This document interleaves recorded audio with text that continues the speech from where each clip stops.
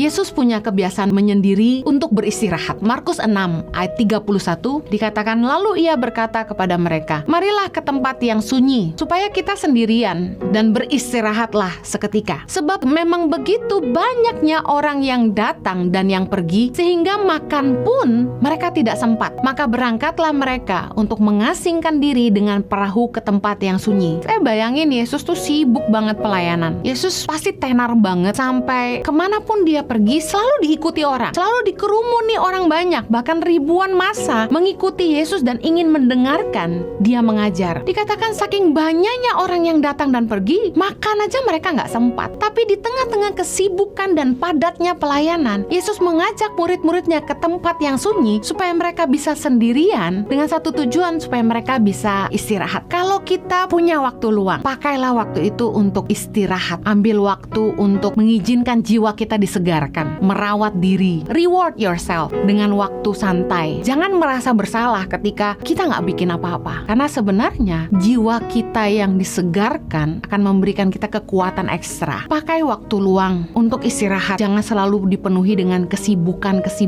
Kita harus pintar manage waktu, kapan kita harus istirahat. Hindari begadang malam-malam. Kadang-kadang orang yang nggak bijaksana dengan waktu, waktunya tidur malah bekerja, waktunya bekerja malah tidur. Ambil waktu yang baik, istirahat yang cukup, terutama di masa-masa ini di mana kita harus memastikan kondisi kita fit. Pastikan Anda punya istirahat yang cukup. Yesus punya kebiasaan menyendiri untuk mengambil waktu meluruskan hati. Yohanes 6 ayat 15. Karena Yesus tahu bahwa mereka hendak datang dan hendak membawa dia dengan paksa untuk menjadikan dia raja, ia menyingkir pula ke gunung seorang diri. Ketika orang banyak ingin menjadikan Yesus raja, Yesus menyingkir ke gunung, dikatakan seorang diri. Biasanya di dalam pelayanan, ketika hamba-hamba Tuhan mulai dielu-elukan, mulai dikagumi orang banyak, mulai banyak pengikutnya, mulai disenangi orang banyak, biasanya banyak orang yang menjadi lupa diri, terlena dengan pujian manusia, menikmati pujian orang banyak dan senang dikagumi dan berada di kerumunan orang banyak. Tapi Yesus malah sebaliknya. Ketika ia akan dijadikan raja, Yesus malah menyingkir pula ke gunung seorang diri. Saya belajar bahwa Yesus punya waktu untuk menarik diri dari kerumunan, dari massa, supaya dia bisa mengambil waktu sungguh-sungguh dengan Bapa dan meluruskan hati. Karena ketika Yesus melayani, di dalam Lukas 4 ayat 42 dikatakan ketika hari siang Yesus berangkat dan pergi ke suatu tempat yang sunyi. Tapi orang banyak mencari dia, lalu menemukannya dan berusaha menahan dia supaya jangan meninggalkan mereka. Ayat 43, Yesus bilang gini, tetapi ia berkata kepada mereka, juga di kota-kota lain aku harus memberitakan Injil Kerajaan Allah, sebab untuk itulah aku diutus. Bayangkan kalau Anda ditawari sebuah jabatan di satu tempat, menjadi orang yang paling dihormati di situ. Tentu Anda akan dilayani, diberikan segala fasilitas. Biasanya dengan keadaan begitu, orang akan nyaman untuk tetap di satu tempat itu. Tapi Yesus fokus untuk menjangkau lebih banyak, berdampak lebih banyak, bukan dikagumi orang banyak. Yesus tidak terlena dengan kekaguman orang banyak kepada dirinya. Tapi Yesus menyadari tujuan Yesus datang ke dunia. Yesus menyadari apa yang menjadi kehendak Bapa dalam hidupnya. Mari belajar dari Yesus. Kita butuh ambil waktu sendiri untuk kembali meluruskan hati. Karena kadang-kadang di tengah kerumunan orang banyak, di tengah-tengah kesibukan, kita seringkali lupa tujuan hidup kita yang sebenarnya.